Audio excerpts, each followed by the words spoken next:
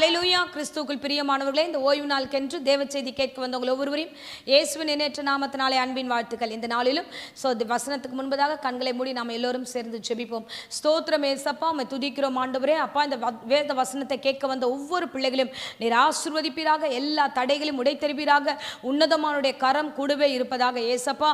அப்பா, உம்முடைய தயவு கிருபையும் எங்களோடு இருக்கட்டும். சத்தியத்தை அறிவீர்கள், சத்தியம் உங்களை விடுதலையாக்கும் என்று வேதம் சொல்லுகிறதே. இந்த சத்தியத்தை கேட்கும் பொழுதே ஆண்டவரே, இவர்களுடைய எல்லா காரியத்திலிருந்து விடுதலையாக்கும்படியாய் தயவாய் ஜெபிக்கிறோம். தொடர்ந்து வழி நடத்தும், காத்துக்கொள்ளும். இயேசுவின் நேற்று நாமத்திலே ஜெபிக்கிறோம் நல்ல பிதாவே, ஆமேன் ஆமேன். ஹல்லேலூயா.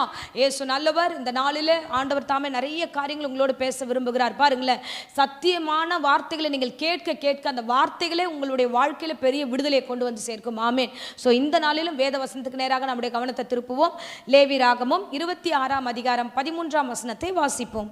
நீங்கள் எகிப்தியருக்கு அடிமைகளாய் இராதபடிக்கு நான் அவர்கள் தேசத்திலிருந்து உங்களை புறப்பட பண்ணி உங்கள் நுகத்தடிகளை முறித்து உங்களை நிமிர்ந்து நடக்க பண்ணின உங்கள் தேவனாகிய கர்த்தர். ஆமென். ஹல்லேலூயா ஹல்லேலூயா. கர்த்தர் நல்லவர். இந்த வேளையிலும் கர்த்தர் நம்மோடு பேசுகிற அருமையான வார்த்தை பாருங்க.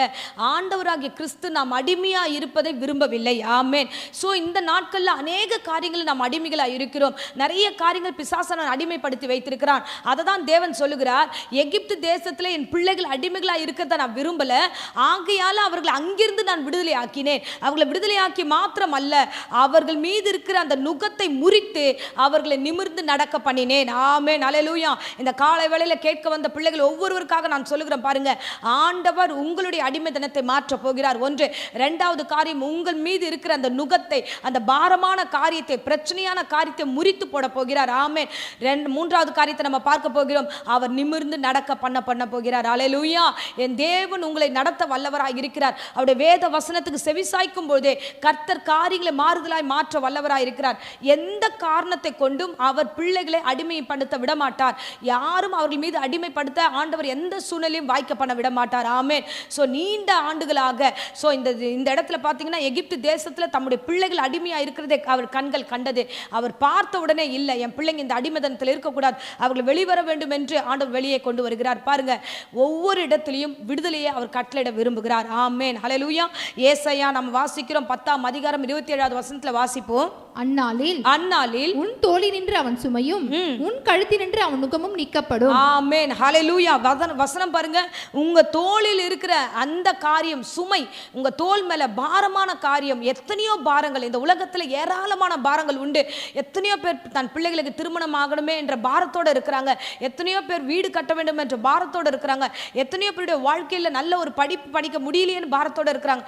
எத்தனையோ பேர் வியாதி, ஆண்டவர் இந்த வியாதி என்னை விட்டு நீங்களையே, ஆண்டவர் இந்த வியாதி எப்போது போகும் என்று அந்த சுமையோடு கூட இருக்கிறாங்க. எத்தனையோ பேர் கடன் நிமித்தமாய் போராடுகிறார்கள். இன்னைக்கு காலை வேளையில நான் தேவ சமூகத்தில் என்ன பிரசங்கிக்க வேண்டும் என்று நான் ஜெபம் பண்ணும்போது ஆவியானவர் எனக்கு வெளிப்பாடு கொடுத்த ஒரு வார்த்தை என்னன்னா, என் பிள்ளைகள் கடனிலிருந்து நான் விடுதலை ஆக்குவேன், அவர்களுடைய பாரமான சுமையிலிருந்து நான் விடுதலை ஆக்குவேன் என்று கர்த்தர் வாக்கு கொடுத்தார்.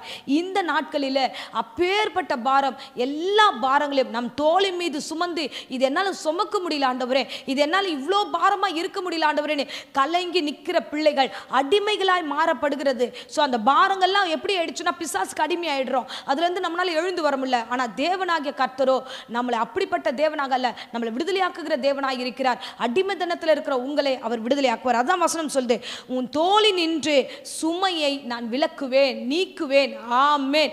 ஸோ கர்த்தர் நல்லவர். சொல்லின வார்த்தைகளை அவர் நிச்சயமாய் உங்கள் குடும்பத்திலிருந்து ஆண்டவர் விடுதலையாக்கி நடத்துவார். அடுத்த வார்த்தை பார்க்குறோம், உங்கள் கழுத்து நின்று அந்த நுகம் நீக்கப்படும். ஹல்லேலூயா. ஸோ மாட்டுக்கு மேலே கட்டப்பட்டிருக்கிற அந்த கட்டுகள், அந்த அழுத்தத்தின் நிமித்தமா அந்த ஓட்டுகிற மனிதன் எந்தெந்த வகையில் ஓட்டுகிறானோ அப்படியெல்லாம் அந்த மாடு போக வேண்டிய ஒரு சூழ்நிலை வந்துடும்.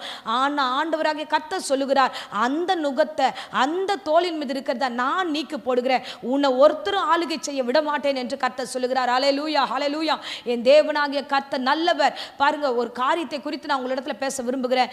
என் தேவன் தம் பிள்ளைகளை விடுதலையாய் நடத்த வேண்டும் என்பதற்காகவே அவர் ரட்சகராக இயேசு கிறிஸ்து இந்த பூமிக்கு கடந்து வந்தார். ஸோ நம்மை விடுதலையாக்கி பரிசுத்தாவின் அபிஷேகத்தை நமக்குள்ளா கொடுத்து நம்மளை விடுதலையாய் தன்னிச்சையாய் செயல்படும்படியாய் வைத்திருக்கிறார். ஆமென். எந்த இடத்திலும் நாம் அடிமையாக கூடாது என்பது தேவ சித்தம். ஆமென். ஹல்லேலூயா. கர்த்தர் நல்லவர். நம்ம பாருங்க, அந்த காலை வேளையில் ஆண்டவர் என்னோடு பேசும்போது சொன்ன உடனே நான் ஜெபம் பண்ண, ஆண்டவரே எல்லா பிள்ளைகளுடைய கடனுக்காக ஜெபிக்கிறேன் என்று. கடன் என்ற ஒரு பெரிய சுமையில் அநேகர் மாட்டிக்கிட்டு அவஸ்தைப்படுறாங்க. நிறைய கடன். இன்னைக்கு பார்த்தோம்னா கடன் இல்லாதவங்களுக்கு கூட சும்மாவே இந்த உலகத்தில் பார்த்தீங்கன்னா பேங்க்லேருந்து கால் வரும், நீங்கள் வந்து கடன் வாங்கிக்கோங்க, உங்களுக்கு ஃப்ரீயாக நாங்கள் வந்து 0% நாங்கள் உங்களுக்கு கடன் தரோம் அப்படின்னு சொல்லி சிலதெல்லாம் ஆசைகளை கொடுத்து நம்மளை வந்து தேவையில்லாமல் கடனில் வந்து பிசாசானவன் அந்த இடத்துல கொடுக்குறான். நிறைய பேர் காரியத்தை நான் கேட்டது உண்டு.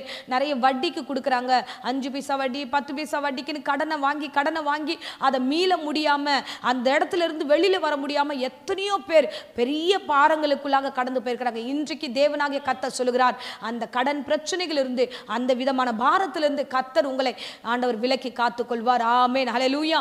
வேத வசனம் நமக்கு திட்டமாய் சொல்லுகிறது. நீதிமொழிகள் வசனத்தை நம்ம வாசிக்கிறோம். நீதிமொழிகள் 10ஆம் அதிகாரம் 22ஆம் வசனத்துல நம்ம வாசிக்கிறோம், கர்த்தரின் ஆசீர்வாதமே ஐஸ்வரியத்தை தரும், அதனோடே அவர் வேதனையை கூட்டார். ஆமென், ஹல்லேலூயா. கர்த்தருடைய ஆசீர்வாதமே நமக்கு சகலமும் ஐஸ்வரியத்தையும் தரும். ஆமென்.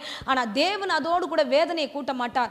அப்ப வேதனையாய் மாறுகிறது, ஆசீர்வாதம் இல்லாமல் மாறுகிறது, பலவீனமான சூழ்நிலை மாறுகிறதுனா பலவிதமான காரியங்களை நம்ம ஒடுக்கப்படுகிறோம், பலவிதமான காரியங்களை இந்த உலகத்தினுடைய அசுத்தங்களை நம்ம விழுகிறோம். பாருங்க, பிசாசானவன் டெம்டேஷன் கொடுக்குறான். அதுதான் நான் முன்னாடி சொன்னேன். அவன் வந்து என்ன பண்ணா, கடனை வந்து வாங்குறதுக்கான சூழ்நிலை அவன் ஏற்படுத்தும் போது அது இல்லாம சமாளிக்க முடியும்னா நம்மளால சமாளிச்சு அதுல இருந்து வெளியில வந்துடலாம். ஆனா சமாளிக்க விட மாட்டான்.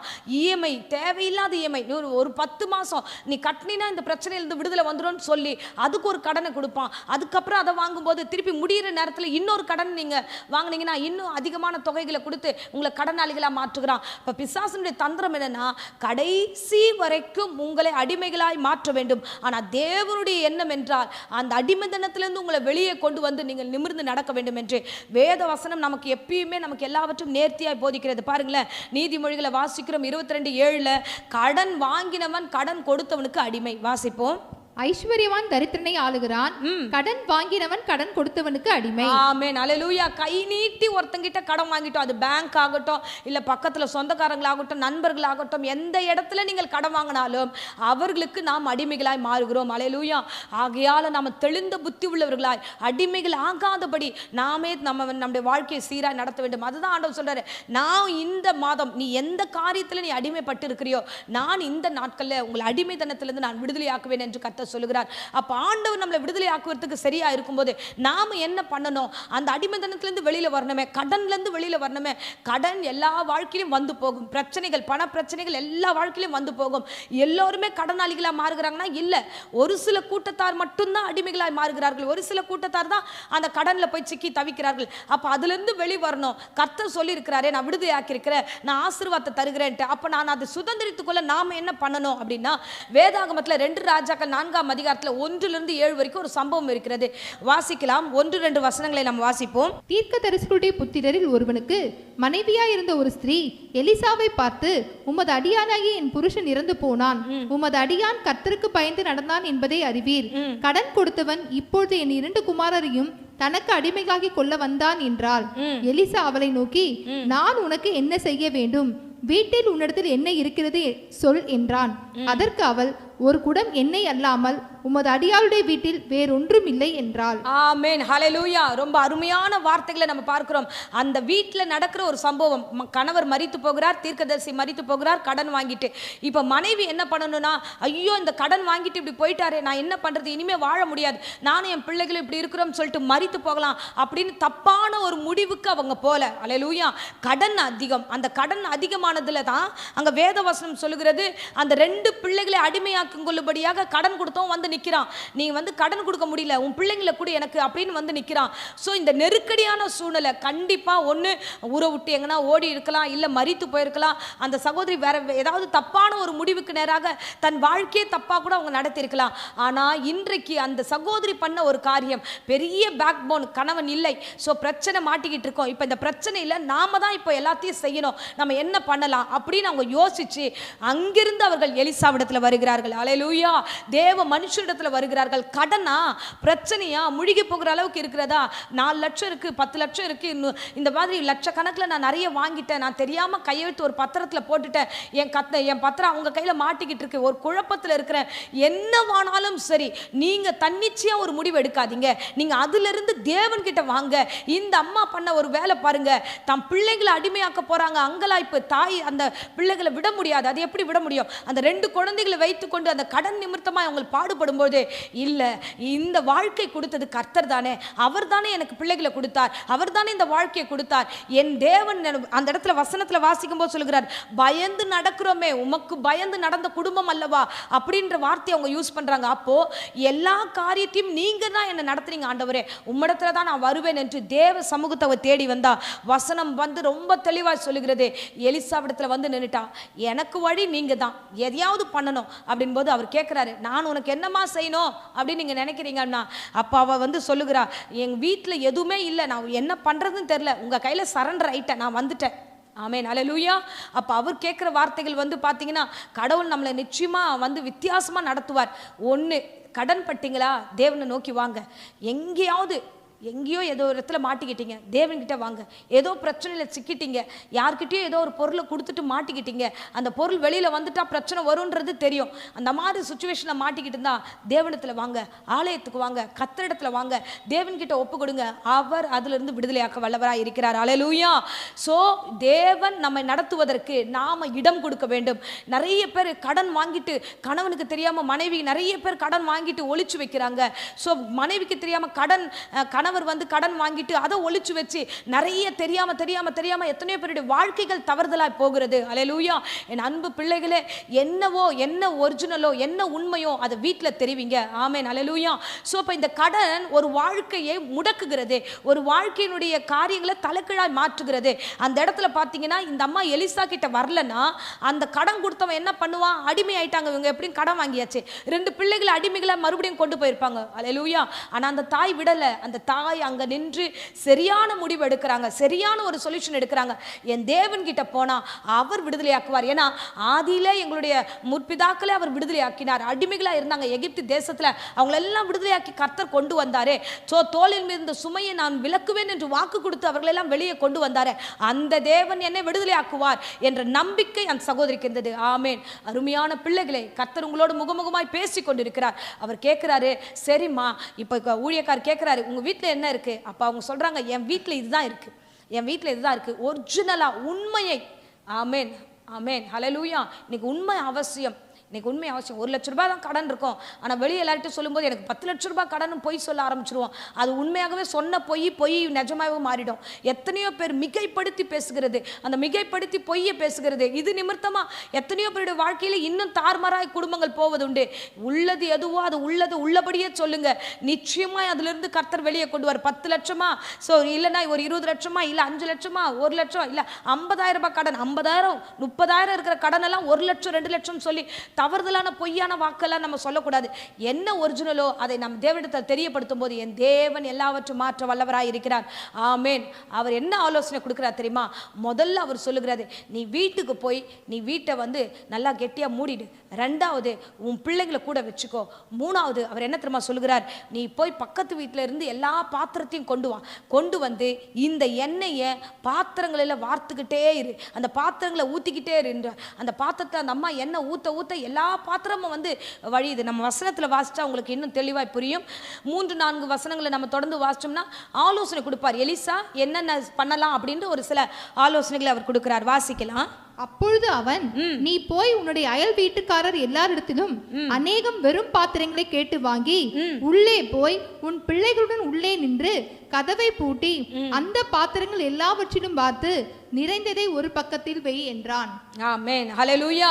ஒரு ஆலோசனை கொடுக்கிறார். நீ போ, பக்கத்து வீட்டில் இருக்கிற எல்லா இடத்துலையும் போய் பாத்திரங்கள் எல்லாம் கொண்டு வந்து வச்சுட்டு உன் வீட்டின் கதவை மூடி நீயும் உன் பிள்ளை என்ன திரும்ப பண்ணோம், அங்கே இருக்கிற அந்த பாத்திரத்தில் இருக்கிற அந்த கொஞ்சம் எண்ணெய் இருக்குன்னீங்களே அதை எடுத்து எல்லா பாத்திரத்துலையும் வார்த்துடு. அதே மாதிரி அவங்க பண்ணிக்கிட்டே இருக்கிறாங்க. போய் பண்ணி முடிச்சதுமே ஃபைனலாக முடியுது. போய் பக்கத்தில் போய் எதனா பாத்திரம்னா வேற பாத்திரம் இல்லைன்னு சொன்னதுமே அந்த எண்ணெய் நின்றுடுது. உடனே எலிசா சொல்லுகிறார், இது எடுத்துன்னு போய் நீங்கள் விற்று உங்களுடைய பிழைப்பை பாருங்க, போய் கடனை எல்லாத்தையும் கொடுங்க அப்படின்னு சொல்லி அனுப்புகிறார். ஆமென், அல்லேலூயா. இன்றைக்கு தேவனாகிய கர்த்தர் உங்களிடத்துல சொல்லுகிற அருமையான வார்த்தை என்ன தெரியுமா? பிரச்சனை வந்துதா, கடன்னால முழுகி இருக்கிறீங்களா, சூழ்நிலை வேறமா இருக்கா, முதல்ல நீங்க பண்ண வேண்டியது உங்கள் வீடுகளில் ஒன்றாய் சேர்ந்து ஜெபிக்க வேண்டும். முதல்ல நீங்க போய் என்ன பண்ணுமா, வீட்டு கதவை பூட்டி வீட்டில் உட்காந்து தேவன்கிட்ட உட்காந்து அழுவுங்க. ஆமென். பரமண்டலத்தில் இருக்கிற எங்கள் பரம பிதாவை என்று இயேசு கிறிஸ்து முதல் ஜெபத்தை கற்றுக் கொடுத்தார் பார்த்தீங்களா? அதே மாதிரி உட்காந்து, ஆண்டவரே நீங்கள் தானே எங்கள் தேவன், இப்படிப்பட்ட ஒரு பிரச்சனை பிரச்சனையில் நான் மாட்டிக்கிட்டு இருக்கேன், எனக்கு நீங்கள் உதவி செய்யுங்க என்று நீங்கள் ஜெபிக்கும் போது உங்கள் பிள்ளைகள் இருக்க வேண்டும். ரெண்டாவது தெளிவாய் புரிந்து கொள்ள வேண்டிய காரியம் என்ன தெரியுமா? உங்கள் பிள்ளைங்க இருக்கணும். உங்கள் பிள்ளைங்களுக்கு நீங்கள் படுற பிரச்சனைகள், கஷ்டங்கள், வேதனைகள் தெரியணும். நம்ம நிறைய தப்பு என்ன பண்ணுறோன்னா, பிள்ளைங்களுக்கு எதுவும் தெரிய வேணாம், அதை மூடி மறைச்சி கஷ்டமே தெரியாமல் வளர்த்தோம்னா அந்த பிள்ளைங்க சரியாக வளராது. நம்ம குடும்பத்தில் இவ்வளோ கஷ்டம் இருக்குது, இந்த பண பிரச்சனை இருக்குது, நம்ம பண பிரச்சனை மாட்டிக்க கூடாது, நம்ம பேரண்ட்ஸு நம்ம அதுக்கு தகுந்த மாதிரி சிக்கனமாக நடந்துக்கணும்னு அந்த பிள்ளைங்களுக்கு ஒரு அறிவு வரணும். இன்னைக்கு அந்த மாதிரி இல்லை. இன்னைக்கு இருக்கிற 2K பிள்ளைங்களை எல்லாத்தையும் வித்தியாசமாக நடத்த ஆரம்பிச்சாச்சு. அவங்களுக்கு கடன்னா என்ன, பிரச்சனைனா என்ன, ஸோ வேதனைனா என்ன, வட்டிக்கு வாங்குறதுனா எதுவுமே தெரியாமல் அந்த பிள்ளைங்க நல்லா வளரவே அவங்க நம்ம கைக்கு அடங்காமல் போயிடுறாங்க. அதனால் நீங்கள் ஒன்று பண்ணணும். ஒன்று, பிரச்சனை வந்ததுன்னா நீங்கள் உங்கள் வீடுகளில் ஜெபிக்கணும். ரெண்டாவது, உங்கள் பிள்ளைங்களை வச்சு நீங்கள் ஜெபம் பண்ணுங்க. குடும்பத்தார் யாரெல்லாம் இருக்கிறாங்களோ, யார் அந்த வீட்டில் ஒரு 4 பேர் இருக்கீங்க, 2 பேர் இருக்கீங்கன்னா கண்டிப்பாக அந்த 2 பேரும் சேர்ந்து ஜெபம் பண்ணுங்க. மூன்றாவது, பரிசுத்தாவின் நிறைவை பெற்றுக்கொள்ளுங்க. அந்த அபிஷேகம் வழிந்தோடும் ஆசீர்வாதத்தை கொண்டு வரும். பரிசுத்த ஆவியானவர் உங்களிடத்துல கடந்து வர வல்லவராய் இருக்கிறார். ஆமென். பரிசுத்த ஆவியானவரால் எல்லாம் முறிக்கப்படும். நம்ம வசனத்தை வாசிக்கலாம் பாருங்க. ஏசாயா 10ஆம் அதிகாரத்தில் நம்ம வாசிக்கிறோம். 27வது வசனத்தை நம்ம வாசிப்போம்.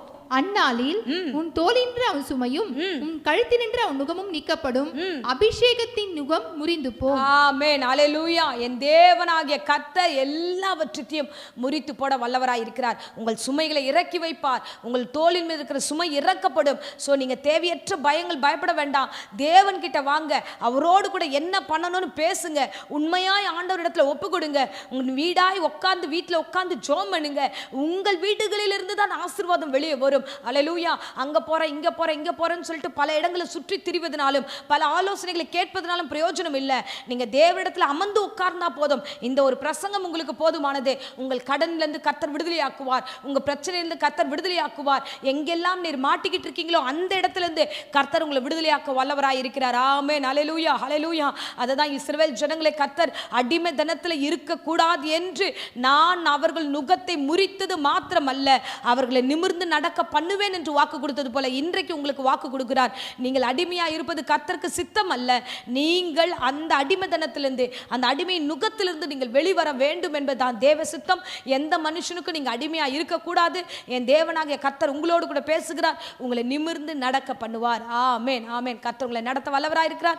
இப்பொழுதும் அடியேன் உங்களுக்காக ஜெபிக்கிறேன். இருந்த இடங்களை கண்களை மூடி நாம் ஜெபிப்போம். ஸ்தோத்திரம் ஏசப்பா, உம்மை துதிக்கிறோம் ஆண்டவரே. இந்த வேத வசனத்தின்படி ஆண்டவரே என் பிள்ளைகளுக்காக ஜெபிக்கிற ஆண்டவரே, அடிமைத்தனத்தில் இருந்த நுகத்தை நீர் முறிப்பீராக ராஜா. அப்பா, இந்த பிள்ளைகள் தோளின் மீது ஆண்டவரே அப்பா சுமைக்கிற இந்த சுமைகள் எல்லாம் இயேசுவின் நாமத்தினால் நான் சபித்து கட்டுகிறேன். அபிஷேகத்தினால் ஆண்டவரே இது எல்லாவற்றையும் முறித்து போடுகிறோம் ராஜா. அப்பா, எந்தெந்த குடும்பங்கள் கடனால் அவஸ்தைப்படுகிறதோ, யார்கிட்டெல்லாம் எதையோ ஆண்டவரே கொடுத்துட்டு அமர்ந்திருக்கிறாங்களோ எல்லா காரியத்தையும் சாதகமாய் மாற்றுங்க, விடுதலையாய் மாற்றுங்க ஆண்டவரே. கர்த்தாவே, உம்மால் கூடாத அதிசயமான காரியம் ஒன்றும் இல்லை. என் கர்த்தர் இந்த கடனிலிருந்து, இந்த சுமைகளிலிருந்து, இந்த பிரச்சனையிலிருந்து நீர் விடுதலையாக்குவீராக. நீர் விடுதலையாக்குவீராக. மெய்யாகவே விடுதலையாக்க வல்லவராய் இருக்கிறீர் ஆண்டவரே. குமாரன் விடுதலையாக்கினால் மெய்யாகவே விடுதலை உண்டுன்னு வேதம் சொல்லுகிறதே. நீர் இயேசுவின் நாமத்தினால் இப்பொழுது நான் விடுதலை கட்டளையிடுகிறேன் ஆண்டவரே. அப்பா, இந்த வேளையில கூட கர்த்தாவே வியாதி விக்கிரங்களோடு பலவீனத்தோடு யாராகிலும் இந்த பிரசங்கத்தை கேட்டுக்கொண்டா வியாதி விக்கிரங்கள் பலவீனங்கள் இயேசுவின் நாமத்தில் நீங்கி போகட்டும். பூர்ண சுக ஆரோக்கியம் உண்டாகட்டும். கர்த்தர் தாமே பொறுப்பெடுத்துக் கொள்ளும். இயேசுவின் நேற்று நாமத்தில் ஜெபித்து ஒப்பு கொடுக்கிறேன் ஜீவனுள்ள நல்ல பிதாவே. ஆமென். ஆமென். Praise the Lord. God bless you.